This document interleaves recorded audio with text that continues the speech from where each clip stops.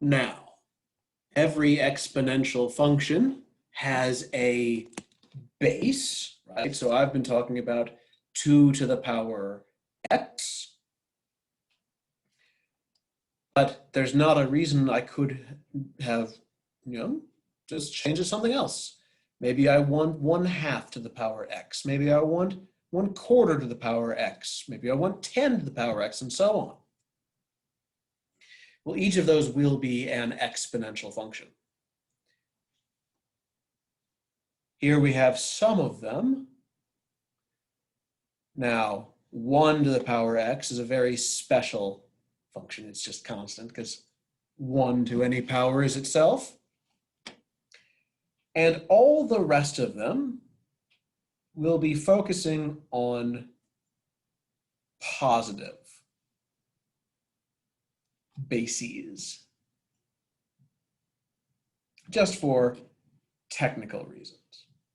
The reason being I can't take square roots of negative numbers, so that puts my whole approximation business from last video, pretty well in trouble.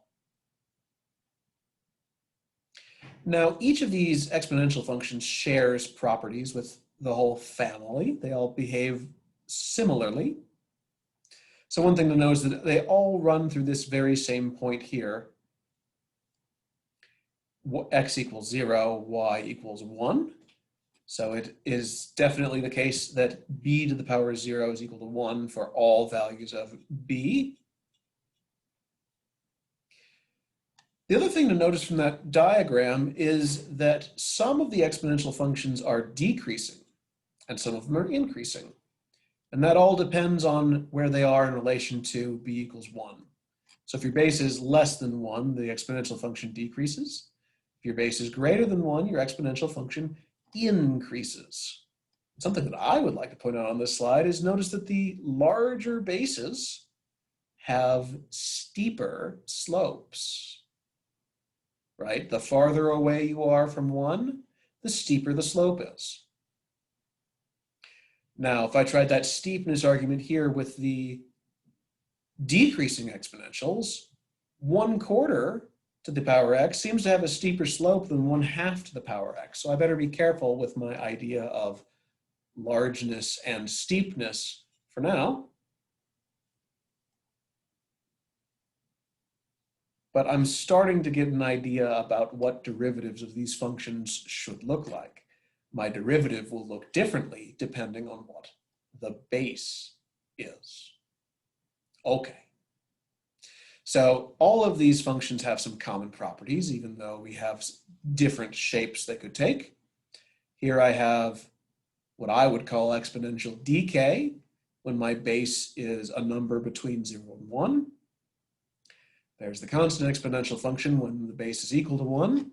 And then there is exponential growth when my base is a number greater than 1. And algebraically, these all satisfy the laws of exponents. So addition in the exponent is the same as multiplying 2 different exponential functions together. Subtraction in the exponent is the same as dividing one exponential function by another. Raising an exponential function to a power is the same as raising that exponential function to a power that's just the product of the 2 different exponents. And raising a product to a power is the same as raising one of the bases to the power x and multiplying by the other of the bases raised to the power x. These are all things that I hope are familiar from earlier courses in algebra. Where we are going to go with this in terms of calculus is we will be looking at what exactly the number e is and why that is the most natural base for exponential functions.